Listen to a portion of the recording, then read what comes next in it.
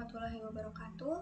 Yang kami hormati dosen pengampu mata kuliah Teknologi Open Source yang saya sebut nama beliau yaitu Bapak Dr. Muhammad Syafrituloli, STMT.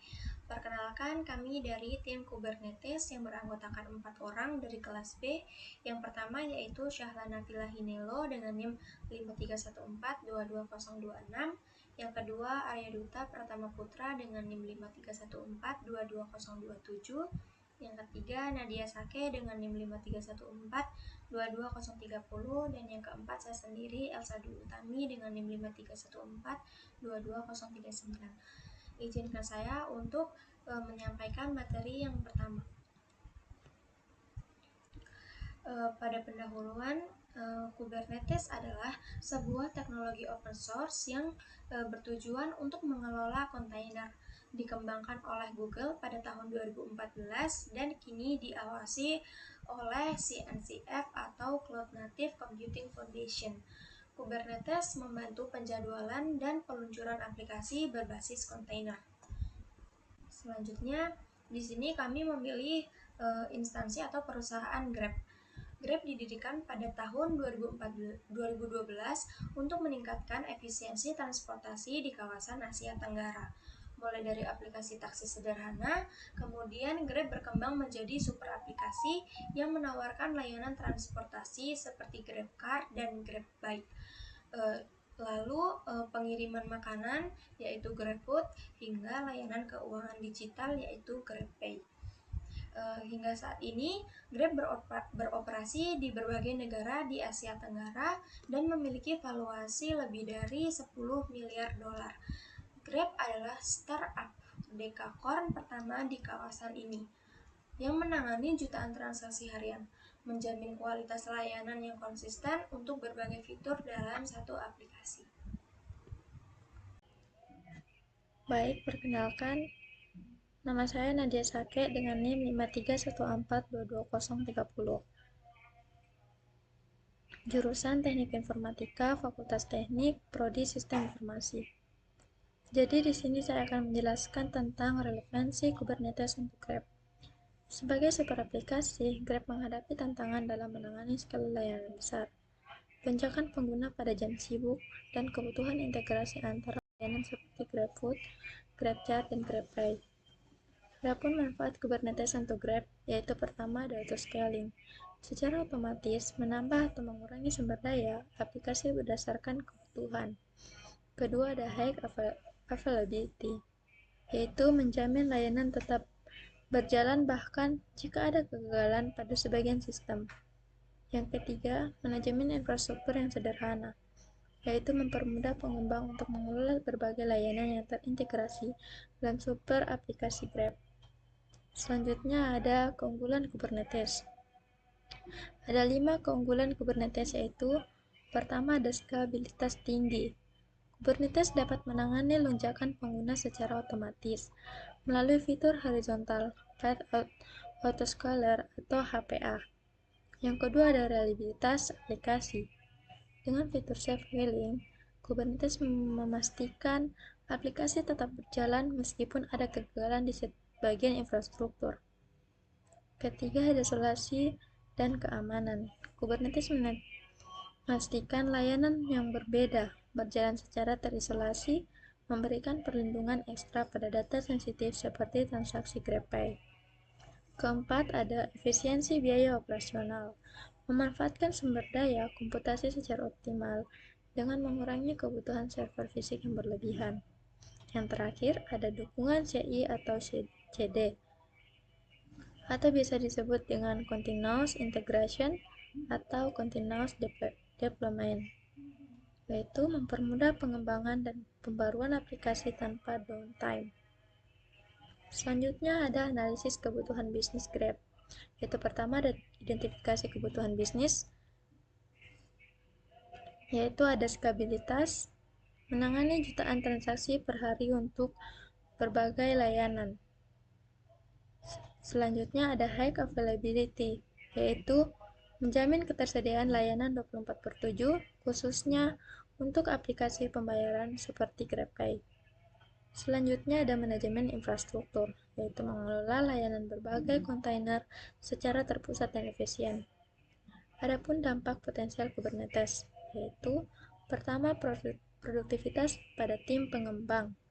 Otomasi dalam deployment dan monitoring mengurangi beban kerja manual. Yang kedua, ada optimasi sumber daya. Autoscaling dan penjadwalan cerdas memastikan pengguna sumber daya yang efisien. Ketiga, ada kecepatan inovasi, mendukung pengembangan dan peluncuran fitur baru dengan lebih cepat tanpa mengganggu layanan lain. Yang terakhir, ada reliabilitas tinggi, menjamin pengalaman pengguna yang konsisten dan meminimalkan downtime. Selanjutnya, rencana implementasi. Strategi implementasi Kubernetes di Grab. Yang pertama, analisis kebutuhan dan perencanaan, yang mencakup identifikasi tujuan utama, pembentukan tim proyek lintas fungsi, dan penyusunan timeline, anggaran, dan mitigasi risiko.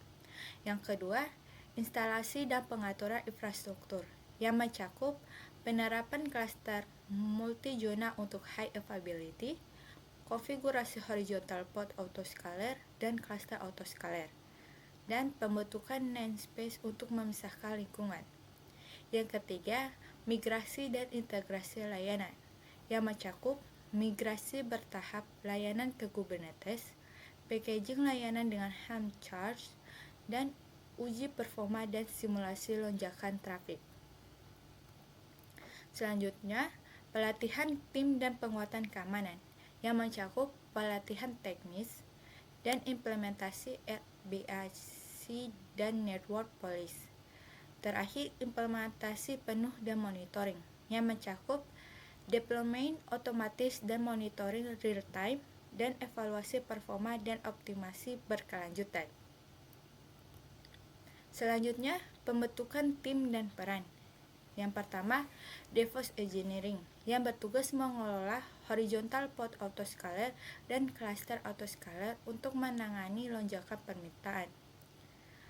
Yang kedua, Site Reliability Engineering, SRE, bertanggung jawab atas pengelolaan cluster multizona, menangani rolling updates untuk pembaruan tanpa downtime, dan menyusun rencana pemulihan bencana. Yang ketiga, Infrastruktur Engineer, mengembangkan dan memelihara Helm charts dan konfigurasi YAML untuk deployment layanan mikro. Yang keempat, Environment Manager, yaitu mengatur namespace untuk lingkungan pengembangan, pengujian, dan produksi. Yang kelima, Security Engineer, menerapkan RBAC dan network police untuk melindungi komunikasi antar pod dan mencegah akses tidak sah. Keenam, Project Manager, memastikan koordinasi antar tim berjalan lancar, memantau progres proyek, dan mengidentifikasi hambatan yang mungkin muncul selama implementasi. Selanjutnya, timeline. Tahap pertama, minggu pertama sampai minggu kedua, yaitu pembentukan tim, analisis kebutuhan, dan desain arsitektur klaster Kubernetes. Tahap kedua, minggu ketiga sampai minggu keempat, yaitu pengaturan infrastruktur dan instalasi klaster, multizona, dan konfigurasi Helm charts. Tahap ketiga, minggu ke-6 sampai minggu ke-5 sampai minggu ke-6, yaitu implementasi HPA, autoscaler, dan rolling updates di lingkungan staging. Tahap keempat, minggu ke-7 sampai minggu ke-8, fokus pada keamanan dan penerapan RBAC, network police, dan uji keamanan. Tahap kelima, minggu ke-9 sampai minggu ke-10, deployment penuh ke produksi, monitoring, dan evaluasi performa aplikasi. Selanjutnya, dilanjutkan oleh teman saya. Tantangan implementasi. Kurva pembelajaran curam. Kubernetes memiliki tingkat kompleksitas tinggi sehingga tim membutuhkan pelatihan intensif. Biaya awal, investasi awal untuk infrastruktur dan pelatihan mungkin cukup besar. Manajemen multi-cloud. Jika Grab menggunakan beberapa platform cloud, konfigurasi Kubernetes perlu disesuaikan. Keamanan data penting untuk melindungi data sensitif pengguna dengan role based access control atau disingkat RBAC, dan kebijakan jaringan. Kesimpulan, ringkasan manfaat Kubernetes untuk Grab mendukung pertumbuhan bisnis Grab dengan infrastruktur yang scalable dan andal, menjamin keberlanjutan layanan meski menghadap lonjakan pengguna, mempermudah pengembangan dan pengelolaan aplikasi secara efisien. Tantangan dan solusi, meskipun ada tantangan seperti kurva pembelajaran curam, solusi seperti pelatihan intensif dapat diterapkan untuk memastikan keberhasilan implementasi. Mungkin hanya itu materi dari kelompok kami, tim Kubernetes. Lebih dan kurangnya kami mohon maaf. Wassalamualaikum warahmatullahi wabarakatuh.